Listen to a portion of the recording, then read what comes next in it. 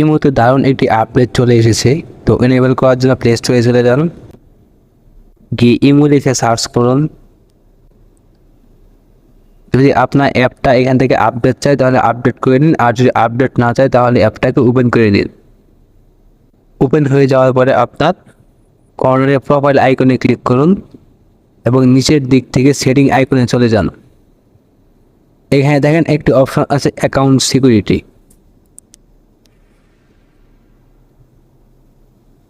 এইখান থেকে আপনারা টাচ কিটাকে এনেবল করে নেবেন।